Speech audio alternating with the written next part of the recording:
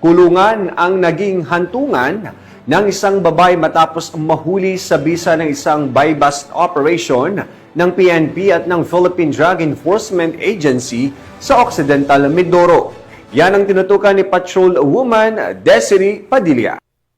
Kalabos ang isang babaeng drug suspect sa kinasang buy-bust operation ng mga operatiba ng PDEA Occidental Mindoro Provincial Office sa Barangay Santo Niño sa Blayan Occidental Mindoro nito lamang ikapito ng Hulyo taong kasalukuyan. Sinagawa ang operasyon katuwang ang mga tauhan ng PNP SAF, OMPPO PDEU at sa Blayan Municipal Police Station na nagresulta sa pagkaaresto ng naturang suspect. Kinilala ito sa alias Navria, 30 taong gulang, walang trabaho at residente ng nabanggit na barangay.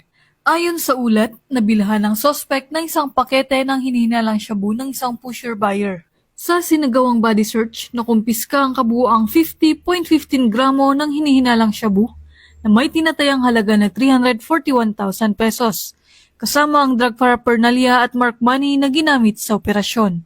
Sa ngayon ay nasa kustodiya na ng sablayan ng PIAS ang suspect para sa tamang disposisyon at paghahanda ng kaukulang kaso sa paglabag sa Republic Act 9165 o ang Comprehensive Dangerous Drugs Act of 2002. Ang sinagawang operasyon ay bahagi ng pinaigting na kampanya kontra ilegal na droga sa Occidental Mindoro at patunay ng pagtutulungan at dedikasyon ng kapulisan, PDEA at komunidad upang panatilihan ang kaayusan at kapayapaan sa lalawigan. Mula dito sa Home of the Police Eco Warriors, Calapan City, Oriental Mindoro, ako ang inyong PNN correspondent, Patrolwoman Desiree Padilla, alagad ng batas, tagataguyod ng Balitang Pulis.